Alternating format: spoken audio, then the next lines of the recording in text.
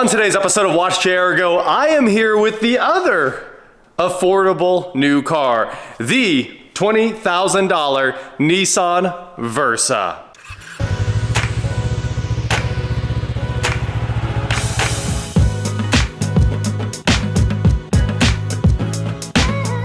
What is going on, guys? I am Watch JRGO, and today, like I said, I'm here with the 2024 Nissan Versa S. Now, I know you can get a cheaper Versa than this, but this is $20,050 according to the Monrooney here on the side. $20,050, and I think if you went to the dealership and said, I want this car for $20, they'd probably take $50 off for you. In fact, if you went to the dealership and said, I want this car for $20, they might sell it to you out the door for $20, which it's a big maybe, but there are versions of this, I've heard, these are fabled versions. You can get it in a manual. It's one of the last manual cars for sale in America that's especially affordable, right? The next thing you're gonna get a manual in is probably a BMW or something like that, and you're gonna spend 60, 70 to get into the range where you can spec that car out the way you want. And then of course after that, you're gonna spend $250,000 to put yourself in a Porsche with a manual. So there's a few other manuals out there, but this is the affordable manual if you can get your hands on it. This version specifically is the S CVT. And I did say the Mitsubishi Mirage G4 was a car, and it's a capable's a stretch. It's a car that's mostly made in Thailand, and it's not really finished. It is a 90s Geo Metro, like I said in the review of that. And I don't know how I say words like that, and then some people jumped in the comments and said this is an ad. Now, I feel like people would be really upset if I made an ad and said words like that about their car.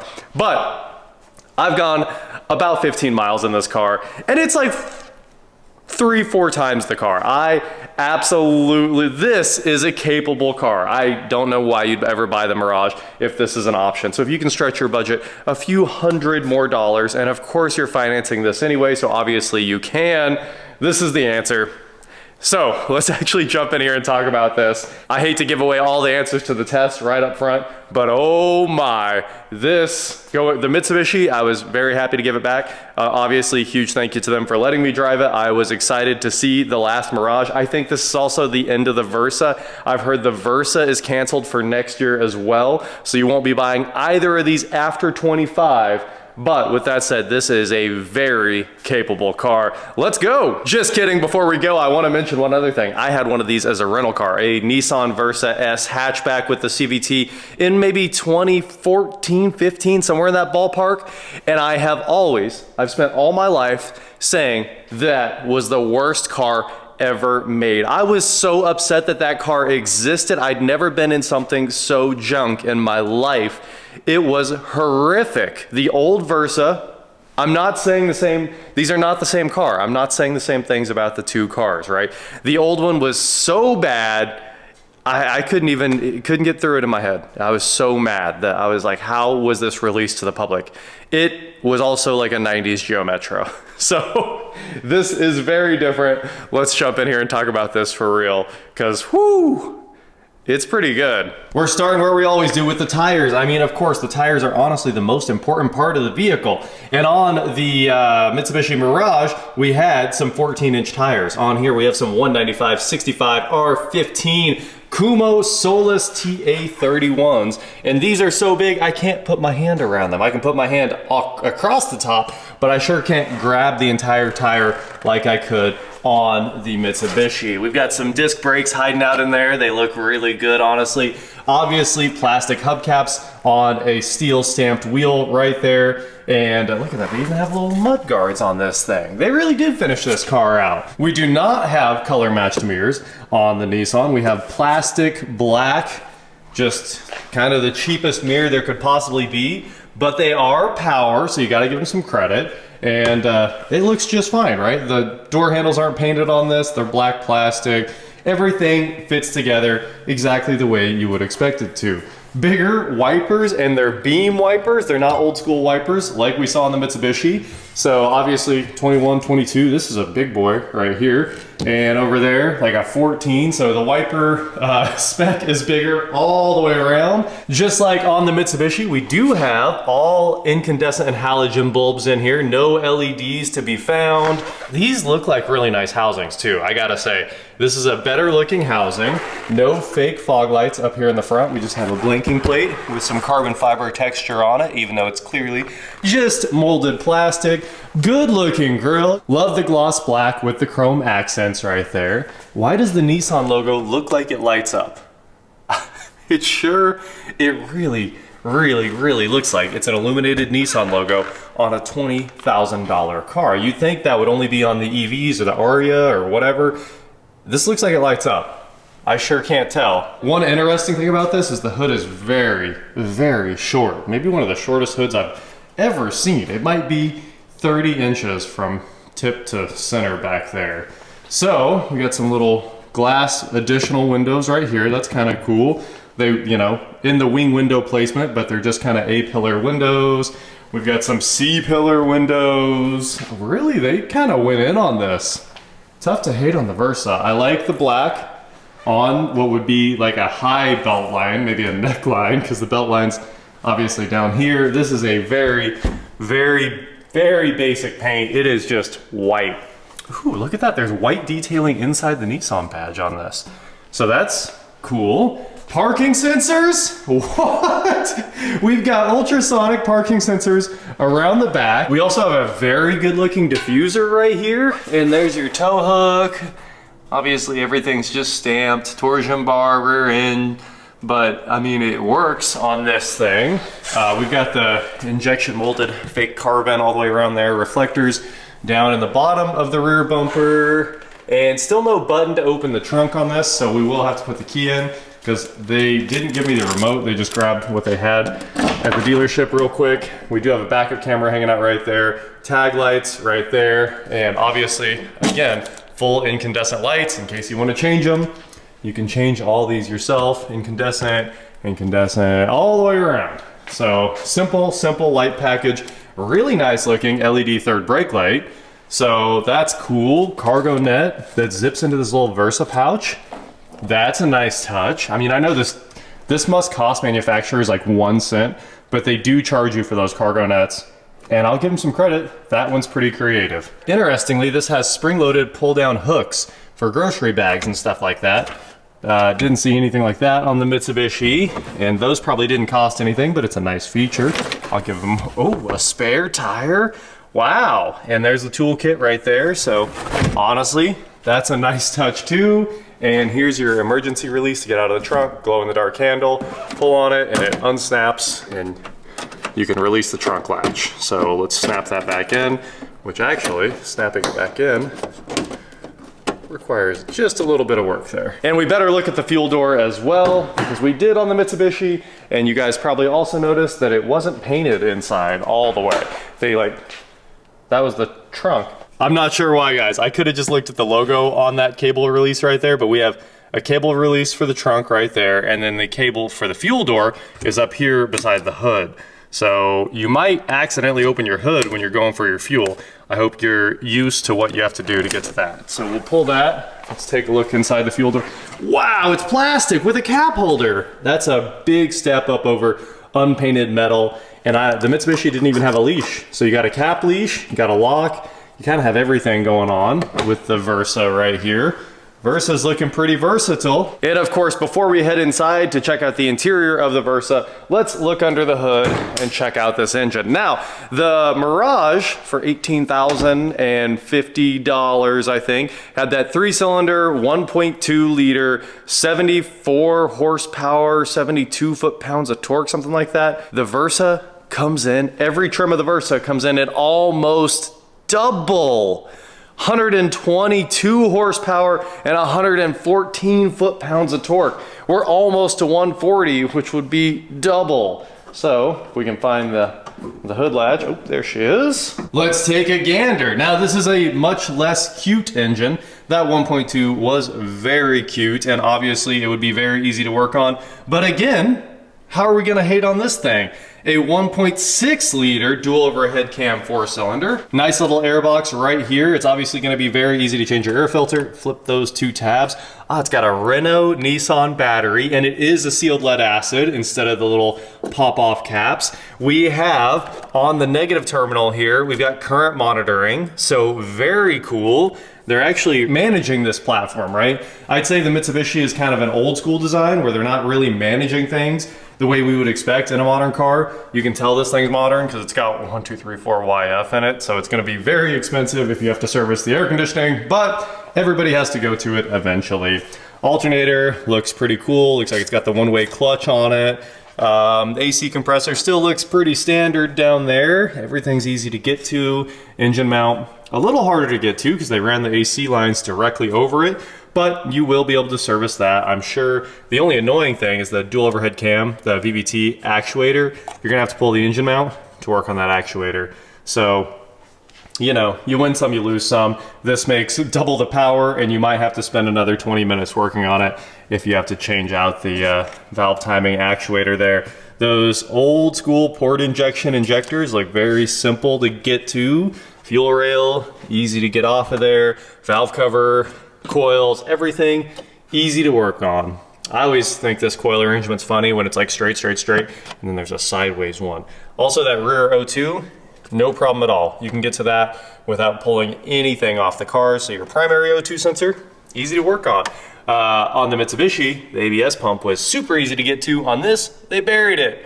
But it's really not gonna be the end of the world getting that out of there either. So can't complain too much. Brake booster, buried. Brake fill, kind of buried. If you're working on this, I think you're just gonna add 30 more minutes of time or something like that, right? So it won't be outrageous, and obviously everything in here is still pretty standard and relatively easy to work on. There are some quality parts in here too. The light assemblies are made by Hella, and if that's not a name you can trust, I don't know who is. And you know, with radar in there and all that good stuff, like they're putting a lot of tech in this car for the price point. And it's not obtrusive or anything like that. You can turn it all off if you want. It just exists. On the Versa as well, you can actually get to the CVT fluid. There's a dipstick right there. And the CVT's hanging right off the side of that little 4-cylinder. So that is under the hood of the Versa. Let's hop inside and take a look at everything else. The gas mileage it's worse, considerably worse, 35 miles per gallon. So you can tell that it's got a little bit of weight to it, right? The Mitsubishi gets incredible mileage because it doesn't weigh anything, and you can feel that. It does feel kind of scary inside. This feels like a normal car. Front disc, rear drum brakes, hill start assist, very cool. Automatic emergency braking with pedestrian detection, very cool. Rear automatic braking, if you're pulling out of your driveway and a kid runs behind you, very nice. Lane departure warning, and it vibrates the steering wheel. I have checked that out, it works, it's very cool. Rear view monitor, which I assume just means backup camera. Advanced airbags, seatbelt pre-tensioners, wow. This does have way more features for literally a handful of extra dollars. Mitsubishi had put the warranty info where the 5-star safety ratings were, because the warranty on the Nissan is much different. It is a 3-year 36,000 and then 5-year 60,000 on the powertrain. So it's no 10-100, but it's still not a bad warranty. I mean, you're still good for 5 years on the powertrain, and that's probably the stuff you don't want to work on anyway, right? It's time to head inside the Versa, and we're going to start where we always start, with the driver door panel. And if we come down here, you can take a look around and look, Ma, no exposed screw heads. That's right, in this car, they did finish all the trim panels and all the screws are hidden. So we've got the fake plastic leather up here, coming down to the fake plastic leather right here, down to the molded fake carbon right here, and then a nice like knurled plastic, not, you know, not heavily, but the switch panel right here. We do have the map umbrella pocket with a water bottle holder. There's actually less storage on this door, I think. The pocket is much smaller, the bottle holder is much smaller, so that's like the one negative I would say about this door panel. But the positives are, well, there's way more positives. Let's start with the fact that the doors, windows, everything in the Versa is sealed much better. There's so much less wind noise in this than in the Mirage. Over here, we have the mirror controls, little left, right, center right there, nice joystick. Again, in this, they don't work with the car off either. We do have a window lockout right there, power locks right there. And then one interesting thing about this is I showed you guys on the Mirage, the door handles work properly like a BMW or really any modern car, but say it's locked, Pull the handle, it doesn't unlock. On the Mitsubishi, when you pull the handle, it unlocks, at least on the driver door. So in here, you're gonna have to hit the unlock button instead of just pulling twice like most cars. You do have the screw here. It's hidden behind a little panel that flips back. So there's probably another one, maybe not in the door cup, but the door cup is nice and there's no hidden screws. Auto up and down driver window. All the other windows are just power. So no autos on those, same as the Mirage. We also have the same seat config with a 6-way driver and probably 4-way passenger. Full manual. I really do like these inserts here. It's like a printed, I mean, it's actually a stitched in pattern, I guess. So it's not like a diamond texture, but you can kind of feel the difference, right? So it's a nice texture and it probably helps hide anything on the seats. I mean, it's good to help hide stains down the road, right? So full manual up and down, yep. And full manual slide as well. The dealership went ahead and put the floor mats in the Versa and they're very nice. Rubber right here for your heel. And there's no real dead pedal, but kind of a dead pedal-esque little bump right there for you to rest your foot on, which is nice. I definitely want to mention one thing the Mirage was missing, the telescoping wheel. This has both up, down, in, out. You can do it all. So it's very nice having a telescoping wheel and being able to put it right where your hands naturally set so you're not working for it. Driving fatigue on those road trips will get to you, but it can sure be alleviated by getting the car set up to fit around you instead of you fit around the car. Another important mention to me, Nissan also, just like Mitsubishi, did not bother finishing the stocks. They sure do on their nicer cars, but on these, the injection molding lines are all still there. The Mitsubishi had the little nub for where they detached it from the bracket, and this has mold lines in 2 directions on it, which is interesting. But there's so much to talk about in here. Let's start down here. This changes pages on the actual screen that shows you real information. In the center of the gauge cluster, let's be honest, the gauge cluster looks a lot better. It's still just a tach speedometer situation with a digital fuel gauge. So you're not gonna get engine temp or tire pressures, any of that stuff, but it's a very good looking gauge cluster. I like the silver accents. I like the way it looks. I like that they're the same size. It's classic. Parking sensors right there. There's your lane departure right there. Traction off, and then you hold this to turn off the collision assist right there. Now, take a look at this right off the bat. Auto headlights. You guys know how much I love auto headlights. It must cost them like 4 cents to enable the auto headlight logic. All you need is a light sensor on the dash and you're done. Make the headlights turn on automatically. It prevents incidents. It's 100% a safety issue at night. People forget to turn their headlights on. Auto headlights are actually out here saving lives, and every car should just have it required by now, right? And they also shouldn't be able to turn it off. I know, like, it's nice to be able to turn your headlights off, but at the same time, there are still people driving around with their headlights off in 2024 at night, and it just shouldn't be possible. The cars should just force the headlights on when it's dark. These vents are kind of cool as well. The Mitsubishi also had some cool vents. So in here we've got eyeballs with some little shutters you can close. Over here we have the same style of center vents as the Mitsubishi as well. They don't look quite as cool because there's not as much piano black in the center, but this looks really good. You got to give it some credit. Piano black on the head unit, but everything else just looks good. This looks like leather, right? But it's all just plastic. It's just molded, stitched looking plastic. Let's go over the steering wheel and the controls first, and we'll head this way. So on the stocks, of course, like I mentioned, we have the auto headlights right there and turn signals. Another important thing, this has 3 flash. If you just bump the turn signal, it does flash 3 times for you to change lanes, as all cars should. Also free to implement basically, and very upsetting when cars don't have 3 flash. High beams, wow, those really make sense.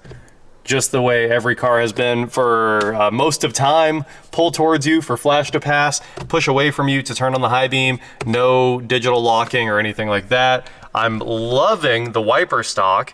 This is how they should all be. Less rain, more rain. Put those markings on there. I get that this should mean slower and this should mean faster, but the less rain, more rain is a really nice touch. So a shout out to Nissan for that. Pull to spray, I mean, pretty standard wiper setup right there. It's not auto or anything, but it's good and it works. Here on the steering wheel, we do have another white painted Nissan badge. Very cool. I like the way this looks. It also is a flat bottom steering wheel, which is super sporty for this car.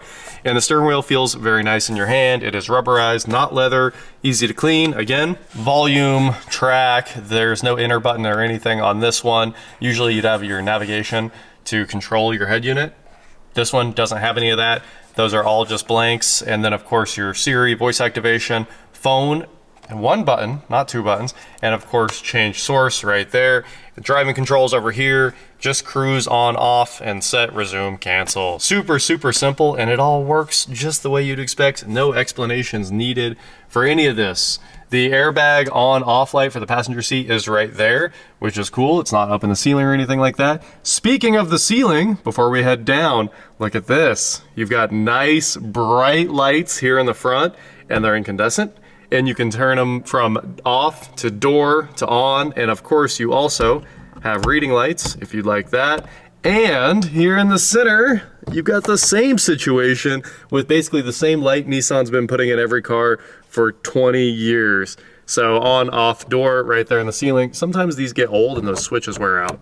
I've owned a lot of Nissans, and many of them have had a worn out switch on that center dome light. The Mitsubishi had grab handles for the driver and passenger. The Nissan has grab handles all the way around, all 4 seating positions, even though this is truly a 5-seater too. So we've got a thick sun visor here with the slide out there in case you need to block some extra sun. Pretty standard. The screws are hidden behind trim on this, which is nice. The mirrors are not lighted, and instead of having your ticket holder in the plastic, which is better, it's much better, it has this plastic one that stretches out over time. I think we've all seen these worn out. So, you know, you win some, you lose some. The ticket holder here is much nicer, but these sun visors in total are way nicer. Flip to dim rear view mirror, works just the way you'd expect. And that is everything in the upper console. Let's check out the radio. You do have to put the key in. It's not keyless. They didn't even bother doing the chrome Nissan logo Nissan loves to do on their keys. But throw the key in here. Color screen lights up, although it is monotone once you actually turn the car on. Look at that, they gave you seatbelt indicators for the entire back seat. Very nice, honestly. So this screen works great. It's actually not lying. For some reason in the Mitsubishi, it said the exterior temp was 90. This one says it's 69. It's 73 in here. At least it should be. Maybe it's a little colder down on the ground. So I'd say this one's accurate. Also, it says it's gonna go 405 miles on a tank of gas. It's probably way better than that too. This only has 15 miles on it, and so far, you can see it was only averaging 19.5. If you actually get it out on the road and set cruise, it probably gets way, way better, maybe even closer to 600 miles on a tank. All right, let's talk about this infotainment. First of all, it lights up orange, the controls do, and it matches all the other interior lights, which are very nice. They even lighted the USB and the line in, which the Mitsubishi did not. This is all pretty standard car stuff. The Mitsubishi stuff is like more of toy car stuff you get in like the Chinese trucks. This is actually more of a car, I would say. It's a lot more of a car. They also, I don't want to forget this, included 2 more USB-A ports that are not lighted for charging down there. Cup holder back there for the rear seats. Another, what could be a cup holder or, you know, holder for junk right there. Parking brake, completely plastic, no leather to be found. 2 little cup holders right there. Shifter coming up the console, very nice, tons of storage. And some faux carbon right there with some fake, you know, some soft touch rubber that looks like leather. Is this sport? I'm not sure what that button does, but we'll figure it out. I'm assuming it's sport. And that's basically everything. Heading back up towards the radio. I know I said I was gonna go to the radio, but let's just talk about the climate for a second. An AC button you can actually turn on and off. There is no auto climate in this, which is always a letdown to me, but the climate does work. You'll just have to remember that you have to control the fan. It won't just do it for you. Hey, there you go. Now you can turn on and off the AC. So unfortunately, manual climate control, but it looks nice.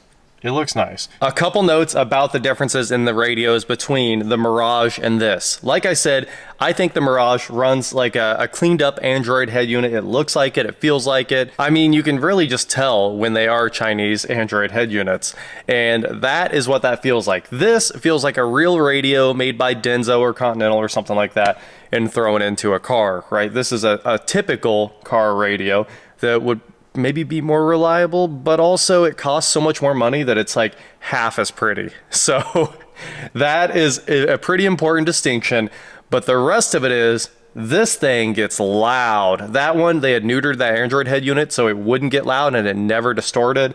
This thing, you can turn it up till it distorts to your heart's content. And when it's into distortion, it's already incredibly loud, like 3 times louder. And we're talking about so much more output that it's not even funny. This thing will rock out and it sounds pretty reasonable. It reproduces most of the frequency range. It's like 3 times the radio, but at the same time, it's like 3 times less pretty. So, you know, you got to pick what you want. Do you want it to get loud and be able to hear over the wind, or do you want a really snappy, pretty looking interface?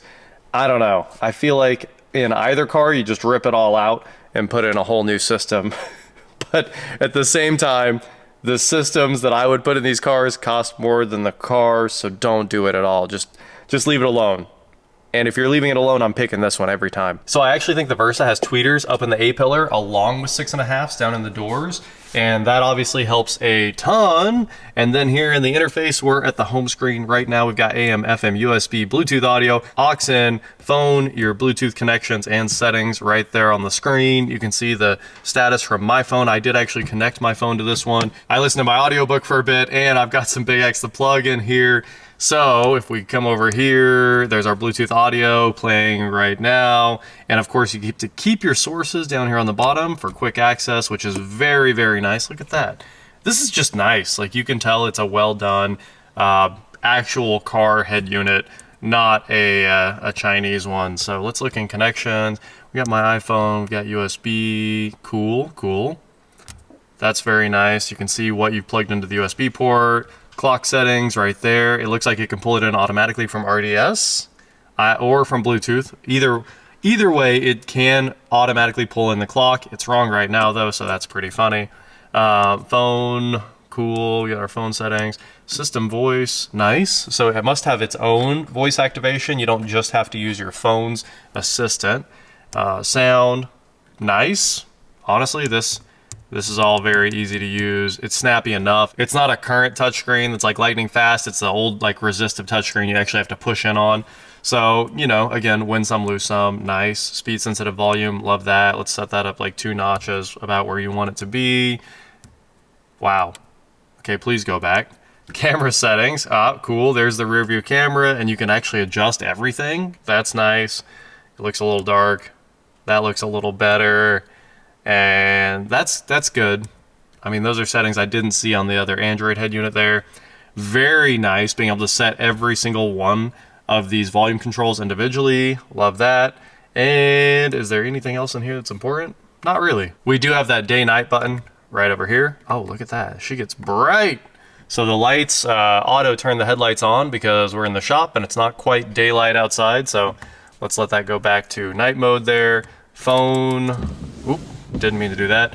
Audio settings, it looks like there's a shortcut to them, although nothing's happening. I'm not really sure what you're supposed to do with that button. On, off, mute, hold it to power it off all the way. Nope. I think you just have to live with the screen being on, unless you probably push, there you go. Display will turn it off. Resuming display, track forward, back button, tune button. Oh, push for sound, okay. So if you keep pushing it, there you go. You can switch through all your sound settings without digging into the menu. Honestly, this is fine. It works, it does what you'd expect, and it works great, and it sounds reasonable. Glove box, exactly what you'd expect. Not huge. It's honestly, it's a little bit small, but the manual's in there in its cover, along with some the shipment info right there. That's the glove box, opens, closes nicely. It's not soft open or anything like that. It just opens up with some gravity. And let's spin around, take a look at the back seat. Very big back door, so it looks like the entry's actually pretty reasonable. Water bottle holder right here in the door, which is truly round. Maybe the first time I've ever seen that. I know it's an oval, but still, you don't really see door pockets that are truly round like that. Your window controls right there. Nope, doesn't open itself or anything. No armrest, no flip down armrest. There's no headrest that you can adjust. These are just big foam headrests. Whatever, it's got headrests. It's probably not too uncomfortable back here. This is a very, very cushy seat. It does have latch all the way through, triple latch in the back for car seats. Sure, my hair is touching the roof. I don't know if you guys can hear that, but it's fine back here. Slouch a little bit. I hate to slouch a little bit because on road trips it starts to hurt, but there you go. It's not that bad of a back seat. I honestly think the Mitsubishi back seat might have been more comfortable. I sure didn't expect to say that, but it had adjustable headrests. These seats are fine, but they might have been more comfortable. Also, interestingly, the Mitsubishi had that hook for your clothes. This one doesn't. Not up in the grab handles, not on the back of the headrest, and just like the Mitsubishi, no pocket on the driver's seat. It does have a pocket on the passenger seat. Much bigger pocket though. That's a complete tour and all the oddities and functionalities in the Nissan Versa. Let's get this thing out on the road and take it for a drive. I can tell you already, I think it's like twice as fast, maybe quite a bit more than twice as fast. It handles like a car. The Mitsubishi handled like you could get in trouble real quick. I know I already showed you guys, but a little swerve test, you could feel the Mitsubishi become unsafe immediately, like body roll city. It wouldn't warn you before it was gonna lose control. This thing handles like you would expect. It honestly, the steering's very direct and it has authority over the front end. Like when you turn in, it will turn in, and it's gonna warn you a little bit before it breaks loose, which is another very good handling characteristic in cars. I already went through the neighborhood pretty quickly, my neighborhood, and I was like, whoa, this is way better, 2 to 3 times better. I don't see any world where you pick the Mitsubishi Mirage over this. So first of all, we gotta do my kind of faux moose test, not a handling test, like I said, but you will see that the steering is direct on this thing and much, much better than the Mitsubishi. So here's our little steer, look at that. It's like, sure, there's body roll, but the car turns in with the body roll. In the Mitsubishi, you're just creating body roll and the car didn't turn in. Here we are, full stop and go. That's, as soon as I said go, my foot was all the way down. You'll just have to listen. 40, 50, 60. Wow, that's quicker. This drives so much better. There's no buzziness from the CVT. I'll add a little power. You don't feel, it doesn't feel like the entire car is struggling as it tries to accelerate slowly. Everything it does is better. I mean, clearly, we'll look at that time, but we were at 15 seconds to 60 in the Mitsubishi. I think this was probably closer to 8 or 9. I mean, way, way, way faster. And obviously, listen, there's not a lot of wind noise. We're not on the highway right now, but I am more than happy to get you out on the highway so you can take a listen to it because it's quiet inside. And also, everything in here feels solid. There you go. That's probably maybe 50%, closer to 40% throttle, just a little bit to accelerate away from the light. And it just kind of picked up the RPM a little bit and dropped it right back down. And like I said, this CVT can faux shift, which is kind of funny, and there might even be a sport mode. Down here on the shifter, there's a hidden button, and let's hit it. Sport, it is sport, okay. Wow, she revs quick. There's a little fake shift. It works really well. You can see the lane departure freaking out. With 122 horsepower, you don't have to shut your AC off for turbo mode. Honestly, there's enough power that you can drive normally and still keep your climate control working. Like I said, the radio, 3 times louder, much, much, much better. I mean, I would not be upset about riding in this car one bit. Like I said in the Mirage video, I'm not buying that car. And I'm not buying this car either. It's not a market segment that I hang around in. If I'm spending $20,000, I'd rather have a 7 Series. I'm gonna have to put another $20,000 in. It's still a 7 Series, right? I want massage seats all the way through and ambient lighting inside. I want fun. 700 horsepower sedans. but this car is really not bad. I wouldn't be upset if I was in this car, that's for sure. And if you're just shopping in that $20,000 segment for your kids, buy them this over that Mitsubishi every time too.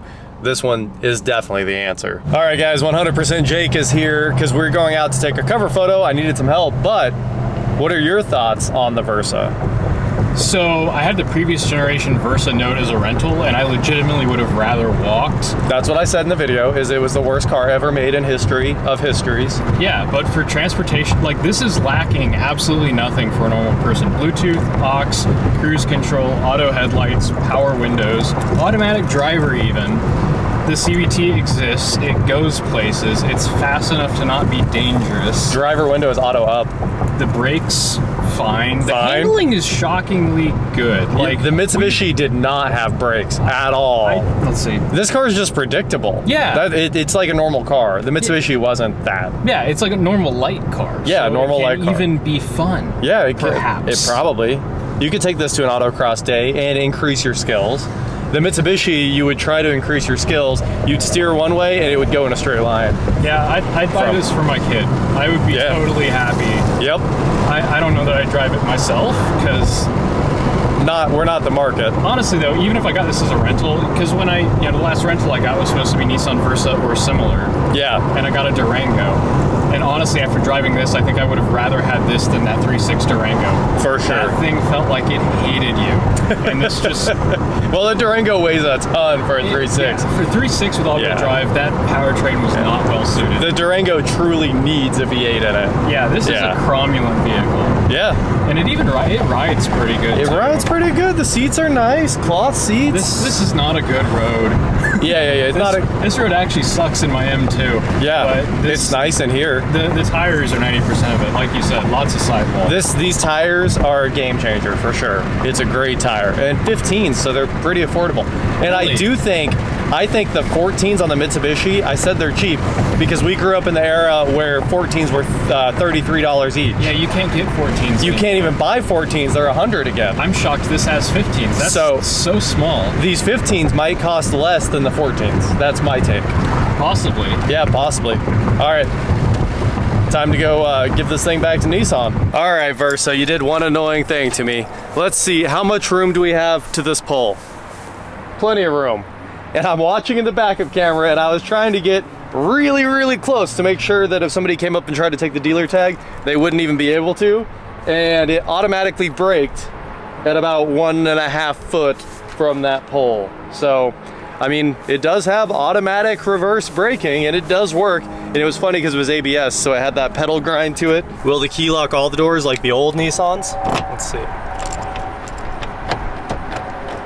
It doesn't appear to do the lock and unlock, the global unlock and lock. So we'll just hit lock and close the door. And with that, the Versa is going back to its home here at Or Nissan. I'll throw a link to it in the description below if you want to pick up one of these. And if you're shopping in this price range, I do think you should go check this out, especially the manual. Like, the manual would be really cool. Again, huge thanks to Or Nissan for letting me borrow this for the day. I had to drive it after you guys said it was amazing. Also, another huge thanks to Or Nissan. They still have these old school 220 chargers out here from when the Leaf came out. I remember when they installed these, and I'm pretty sure they're still rocking the day, and they're free. They might be off now. I can't tell you how many times these chargers have charged my Volt. Well, there you go. That is the 2024 Nissan Versa S with the CVT in it.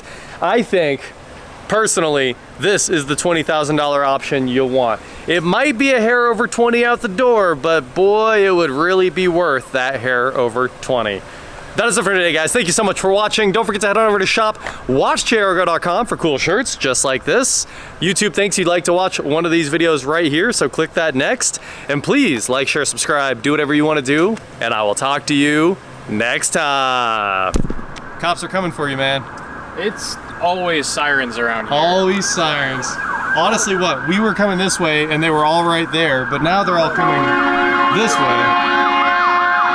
They're coming. Man, I don't see many of these, weirdly. Yeah, I mean, other than today, we just saw 100 of them in a row. Well, no, they weren't Versas, though.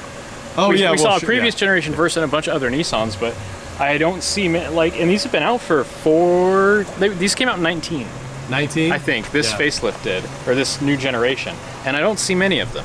And it's not the Dodge Attitude, which is cool. Also, how is Dodge selling that Mitsubishi as the Attitude? What are they doing? Dodge put their name on that car? I mean, before that, let's see, the current gen is a Mirage G4, but I think the generation before that was like a totally different manufacturer's car.